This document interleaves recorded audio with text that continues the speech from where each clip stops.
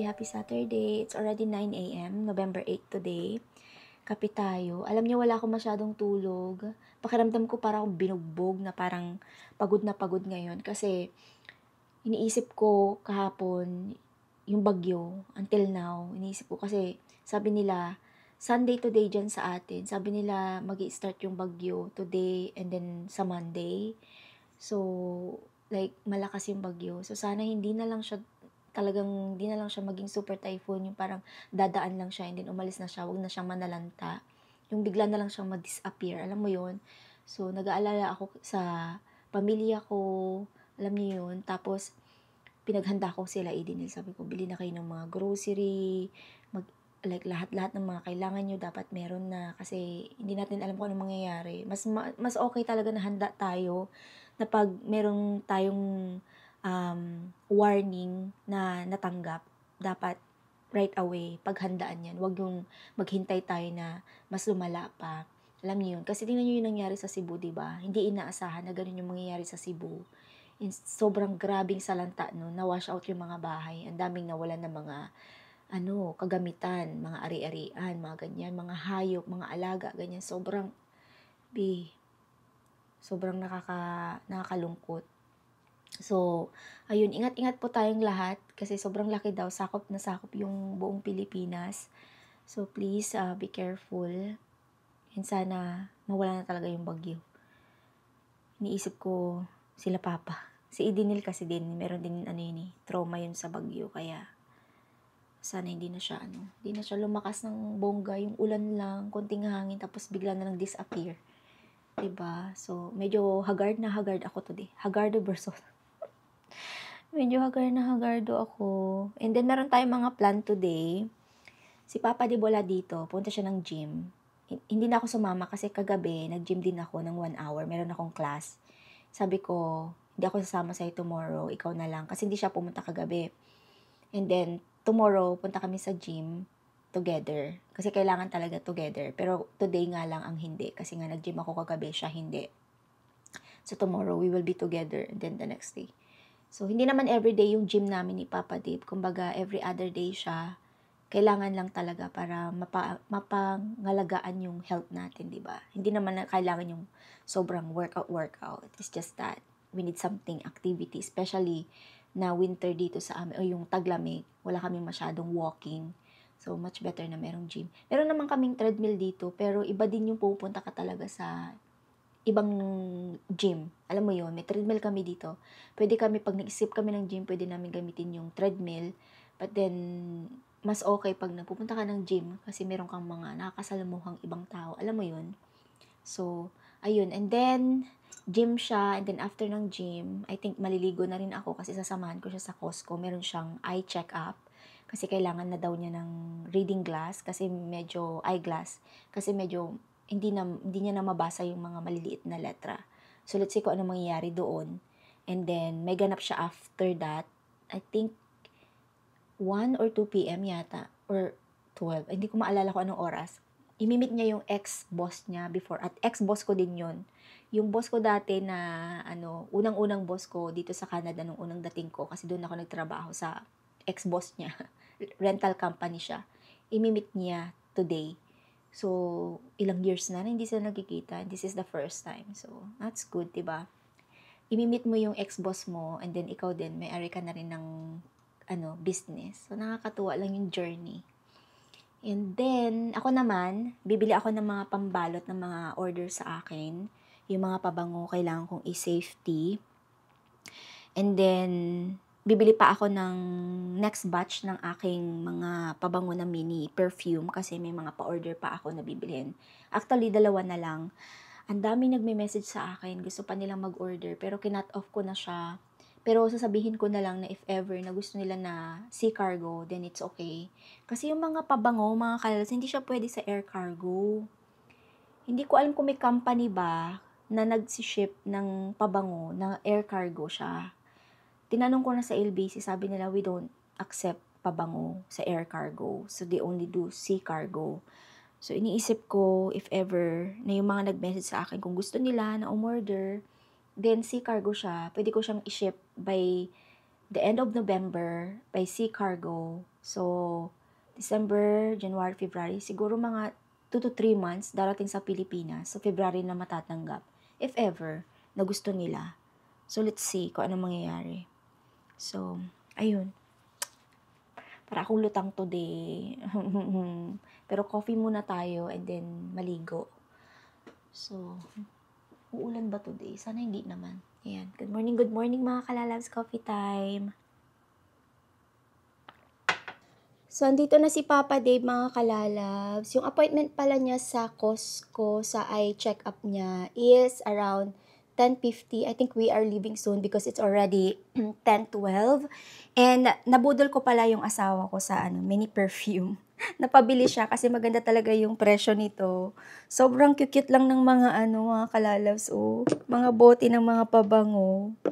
Kita nyo ba yan? And then, sobrang bango nito. Itong panglalaki na to. Gustong gusto ko yung amoy niya. May mga pabango si Papa Dave. Lahat ng pabango niya, actually, ako nagbigay. Meron yung Boss, Lacoste, ganyan. Ano pa ba yung mga binigay ko sa kanya? Parang yung favorite niya is yung Blue Water yata yun. Ayun, gustong-gusto niya yun. Mabango din kasi talaga siya. Pero ngayon, ayan, marami na siyang perfume na madadala sa pabango. Madadala niya sa bakasyon kasi mahilig siyang magbakasyon, 'di ba? Alam niyo naman 'yan. So ayaw niya yung nagdadala ng malaking bote ng pabango. At ayaw niya talaga nagdadala ng mabibigat. So this one's really good for him. Ito talaga ang the best, mga kalalab. Sobrang bango nito. Buksan lang natin 'to. Wala akong napa-order na panglalaki sa pasabay, puros pambabae. Kasi I think hindi ko ba ito na-post? Parang hindi ko siya na-post. And lahat naman ng mahilig is mga babae talaga. Tingnan nyo naman yung ang syala ng bote niya, no? Very simple pero sosyalin. Wow! This is 50 ml by the way, mga kalalabs. So, ayun. Uy, nakakatuwa. May pabango si Papa D. Perfect sa kanya yan. Ayan. So, alis na kami. Dahil hindi ko alam kung ano bang ilang minuto ba yun. 15 minutes? Hindi. I think siguro we leave kami ng 10:20, something like that. Basta yun na yun. Alis na lang kami ng around that time. Inaantok talaga ako, B. Hindi ko alam kung ano nangyayari sa akin. Para akong parang, alam mo yun, yung parang gusto kong matulog ba. Kakaisip din talaga, no? Ayan, itabi ko lang to. Bigyan ko kay Papa Dave. Nakakatawa yung mga mini perfume. Sabi ko, mabango ka na. Babango ka na ng bongga. Ito, ang cute. Parang siyang parang gold bar. Kaya pala tinawag na million gold. Siya gold bar. Ang cute. Parang bata lang, no? Nakaharap ng laruan. Costco na kami, mga kalalabs. Dito magpapa-check up si Papa Dave ng mata niya. You look so different. I do, don't I? Yeah. Can I see? Oh my God, you look so different. I think maaga pa kami, mga kalalab. So, thicker or thinner? I think, I have no idea. You need to make sure that you're comfortable with. And then you need to... Can I see? You look so different. I think the frame is so small. So do I want thinner or thicker? They're the one who's gonna recommend which one you're gonna get. No, not the frames. Oh no, the frame? Okay, I don't know. Which one if you're comfortable with. Can I see? That is very small. Can I see that? Try ko nga. Parang ito yung aking para sa maliit kong ilong. This is very, okay siya, sakto siya, hindi siya nalalaglag. Nakatala. Oh, wow. It looks so different too. See yourself? These aren't prescription bro, these ones. These Yeah. are Oh, just regular. This is just regular. these are just for try on. Yeah. Oh. Cool. Anyway, maaga pa kami. So, mag-iikot-ikot lang kami dito sa Costco. And then, pa-check up si Papa Dave. Parang maganda to, mga kalalabs. Oh. So, One Touch Electric Salt and Pepper. So, hindi mo na siya yung parang, pangalan nito, yung pipindutin mo lang siya and then mag-grind ng salt and then black pepper. Yan yung price niya, oh. $39.99. Oh, yeah. Gusto ko yan, ah. Let's see, pag-isipan natin. So, ito yung gusto kong lutuan, mga kalalabs. Yan yung brand. May demo siya dito. Ang ganda nga, eh. Ayan siya. $5.99. 7 piece. Ah, mali pala yan. Hindi pala. Nasaan ba yung price niyan? Ayun, $4.99. Gusto ko siya. Kahit ito na lang yung ano, pang gift sa akin ni Papa Dave na ano, sa Pasko. Okay na ako dyan. Lutuan. Daming pang regalo, oh. Ito na yung mga ano, mga kalalabs. Pag meron kayong company, tapos ito yung mga regalo nyo sa mga ano nyo, mga client. Nandito muna ako sa TNT, mga kalalabs. Si Papa, di ba, dun pa sa Costco, hinihintay niya yung check-up niya. So, habang naghihintay ako, sabi ko, punta muna akong TNT. Mini winter melon. Para siyang hopya, no, mga kalalabs. Parang gusto kong bumili na ayaw ko bumili. Ano tong isang to? Crispy butter rice cake. Wow, looks good. Yung basket ko dito. May nakuha na ako, gulay. Sitaw, ganyan. Pero tingin-tingin lang ako dito kasi sobrang lalaki kasi ng portion. Gusto ko lang tumikim, pero ba yan? Hindi tayo pwede mag-stock ng ganito. Sobrang dami. Black sesame peanut crunch. Ay, alam nyo, may hahanapin pala ako dito. Punta ako dun sa may ano, sa may mga spices na aisle. Ano to? Sweet yam. Wow, magkano to? Magkano ka, B? Wala kang price. Ah, $7.99. Pag-isipan ko yan. Ang dami masarap na ano dito. So, may hinahanap akong brand na ano siya, parang ito, oh, cereal siya, diba? Yam and black sesame cereal. Tapos ito is, ano to? Sesame lang ba yan? Red quinoa and black sesame with walnut cereal. Oh, looks good. Gusto ko siyang itry. Pero hindi yan yung hinahanap kong brand. Pero I think similar lang naman siguro sila. Ito naman, meron siyang purple rice, black sesame cereal. So, iba-iba siya. Oh. Black sesame powder.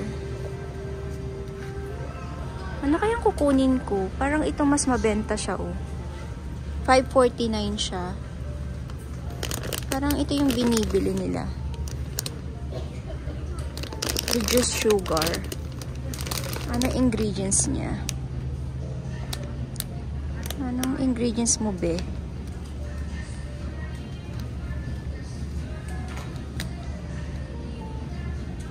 Taiwan product. Oh, okay. Ito yung ingredients. Ang dami niyang ingredients. Pinakaayaw ko sa ano yung marami ingredients. Hindi ba pwedeng ano, isang ano lang, isang ingredients lang. Ito naman, powder lang yata to. Okay, what's your ingredients? Kung mahanap yung ingredients niya. How many ingredients you have?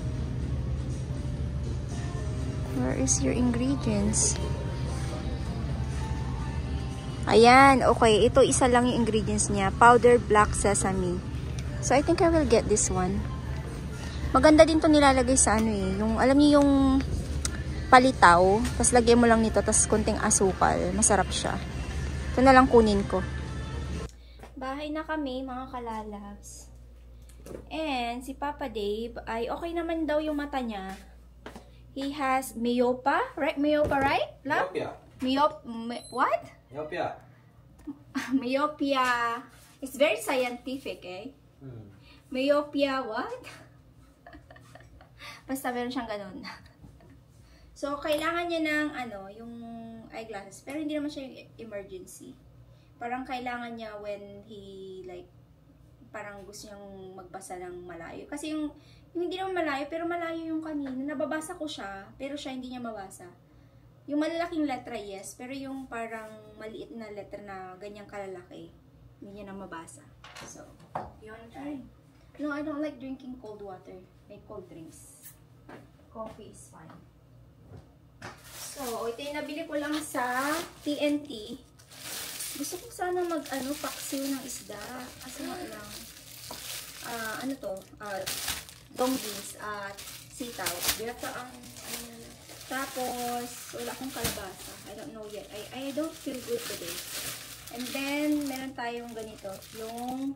Yung choice sam. Ito yung Chinese bokchoy yata yun. So, bumili ako nito. Yung ground sesame, black sesame powder. Yan lang yung nabili ko sa TNT. Hindi rin ako masyado nag-ikot-ikot sa Costco. Kasi, wala naman akong bibilhin ngayon. Sa next pa ako bibili? Siguro mga next week or something like that. I don't know. Ay, nalabas pa pala ako. Bibili ako ng mga bubble wrap. Para sa para marap ko na yung mga yung ating mga dadalhin sa Pinas. Para wala na ako isipin ba. And then, tinitignan ko din kung ilang kilos or saan ko siya ilalagay, ganyan. So, much better na i-wrap ko na siya para malinis na sa ating brain. Diba mga kalalabs? Okay, I think I'm gonna have, may siopaw pa ako. So, siopaw na lang yung kakainin ko for breakfast. I will have the siopaw. Wala pa akong mga kalalabs, yung sauce. Huwag na yung sauce. Ito isa lang. Iinit ko lang siya sa microwave.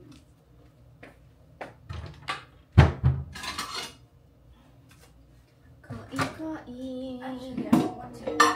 You want siopaw instead? Yeah. I think you should have the siopaw para maubos na natin. Labas na ulit tayo mga kalalabs. Punta ako ng Dalarama. Si Papa di hinihintay niya lang yung oras. Lalabas din siya agad. Kailangan kong labanan yung aking antok.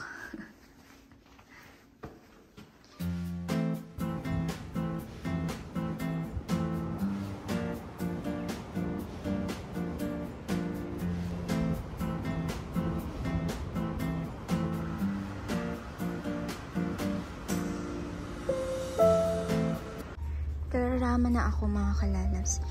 Hindi ko maalala kung may benta ba silang bubble wrap dito. Alam niyo yun? Meron kaya? Kung wala sa Shoppers, saan ako pupunta? Sa may, tag dito, Staples. Is this a bubble wrap? Here is the bubble wrap. Meron silang mga packing tape dito. Pero I don't think meron silang bubble wrap. Let me check kung worth it ba to. Kasi sometimes, hindi siya worth it. Kasi nga, kahit $2 yan, kunti lang yung laman niya. Pero I think okay naman siya. Let's get...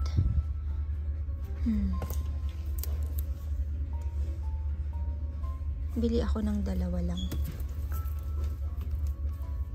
Dalawa lang yung bibili natin.